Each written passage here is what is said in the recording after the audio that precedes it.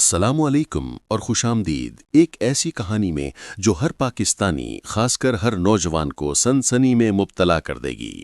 دوستو، خیبر پختونخوا کی سیاست میں ایک ایسا زلزلہ آیا ہے جس نے سب کو حیران کر دیا ہے۔ ایک طرف پرانے تجربہ کار کھلاڑی سیاست کے میدان سے باہر ہو رہے ہیں اور دوسری طرف میدان میں آ گیا ہے ایک بالکل نیا اور غیر متوقع چہرہ، صرف 36 سال کی عمر میں۔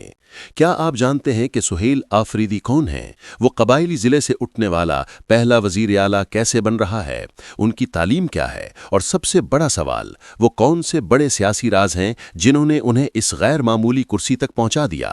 آج ہم آپ کو وہ راز بتائیں گے جو کوئی اور چینل نہیں بتائے گا۔ اس نوجوان لیڈر کی کہانی کے وہ پوشیدہ باب کھولیں گے جو آپ کو کہیں اور نہیں ملیں گے۔ یہ ویڈیو آخر تک دیکھنا آپ کے لیے بہت ضروری ہے۔ تو چلیے اس پرجوش سیاسی سفر کی شروعات کرتے ہیں۔ نامزد وزیر اعلیٰ محمد سہیل آفریدی کا تعلق ضلع خیبر تحصیل باڑہ کے ایک ایسے علاقے سے ہے جو دہائیوں تک بدترین حالات اور آپریشنز کا سامنا کرتا رہا ہے۔ سہیل آفریدی 12 جولائی 1979 کو پیدا ہوئے۔ ان کی تعلیم کا پس منظر بہت دلچسپ ہے۔ انہوں نے پشاور یونیورسٹی سے اکنامکس یعنی معاشیات میں ڈگری حاصل کی۔ یہ ایک اہم نقطہ ہے کیونکہ اکنامکس کا طالب علم آج ایک ایسے صوبے کی قیادت کرنے جا رہا ہے جو شدید مالی بحران سے دوچار ہے۔ کیا یہ ان کی پہلی کامیابی کی چابی بنے گا؟ سہیل آفریدی کسی روایتی سیاسی خاندان سے نہیں ہیں۔ وہ پیشے کے لحاظ سے ایک کاروباری شخصیت ہیں اور یہیں سے ان کے سیاسی کیریئر کا سب سے اہم موڑ شروع ہوتا ہے۔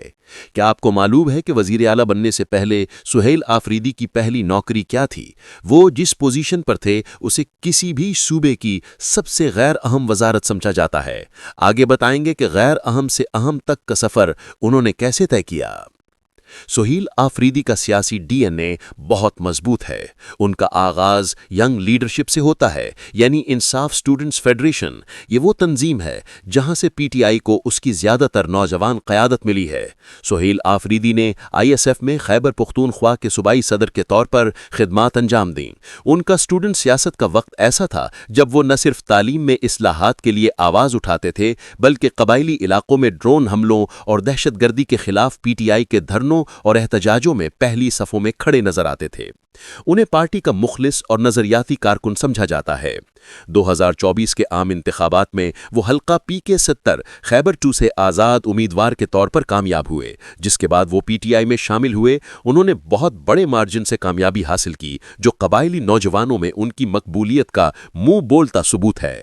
کیا آپ کو لگتا ہے کہ محض مخلصی اور نظریاتی ہونا وزیر اعلیٰ بننے کے لیے کافی ہے؟ کیا ایک سادہ ایم پی اے اچانک صوبے کا سربراہ بن سکتا ہے؟ آنے والے حصے میں ہم بتائیں گے وہ پوشیدہ وجوہات جو ان کی نامزدگی کے پیچھے کار فرما ہیں۔ بہت غور سے سنیے گا۔ دوستو، یہاں سے کہانی میں سب سے بڑا ٹوسٹ آتا ہے۔ الیکشن کے بعد علی امین گنڈاپوڑ کی کابینہ میں انہیں پہلے معاون خصوصی برائے کمیونیکیشن اینڈ ورکس بنایا گیا۔ اس عہدے پر رہتے ہوئے انہوں نے ڈیجیٹلائزیشن اور کرش انڈسٹری کی بحالی جیسے اہم اقدامات کیے۔ پھر کابینہ میں رد و بدل ہوا اور انہیں ہائر ایجوکیشن کی وزارت دی گئی۔ جیسا کہ ہم نے کہا تھا، اسے ایک غیر اہم قلمدان سمجھا جاتا ہے، مگر یہاں سے ان کی وفاداری اور میرٹ پر بھروسہ کرنے کی پھر۔ یہ سب کیسے ہوا؟ 3 اہم وجوہات ہیں۔ 1، پارٹی کا ایک بڑا ویژن ہے کہ وہ قبائلی علاقوں کو مرکزی دھارے میں شامل کرے۔ سہیل آفریدی قبائلی ضلع سے تعلق رکھنے والے پہلے نامزد وزیر اعلیٰ ہیں۔ یہ ایک بہت بڑا علامتی قدم ہے۔ 2، وفاداری اور نوجوانوں کی نمائندگی۔ وہ پارٹی کے بانی کے انتہائی قریب اور وفادار سمجھے جاتے ہیں۔ ان کی عمر اور پس منظر پارٹی کو ایک نئی نوجوان اور متحرک قیادت کا پیغام دینے میں مدد دیتا ہے۔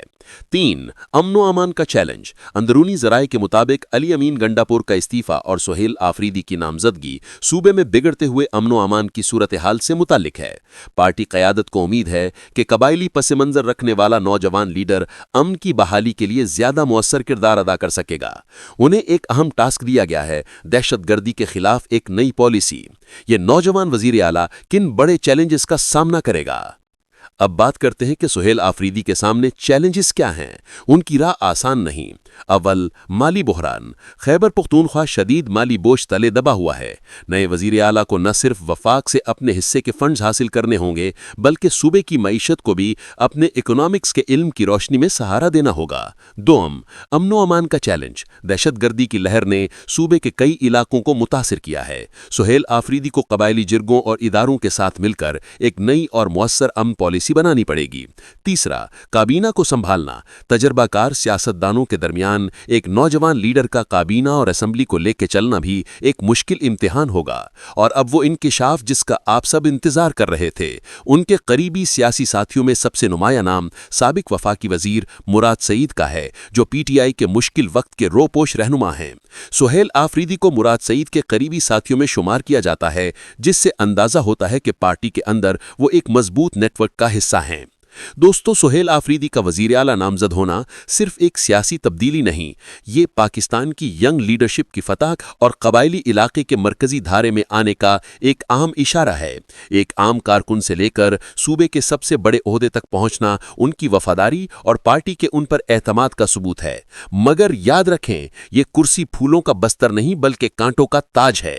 کیا یہ نوجوان صرف چند ماہ کا تجربہ رکھنے والا لیڈر ان تمام چیلنجز پر قابو پا کر خیبر پختونخوا کی تقدیر بدل سکتا ہے؟ آپ کا کیا خیال ہے؟ ہمیں کمنٹس میں ضرور بتائیں، اپنی رائے تفصیل سے بتائیں۔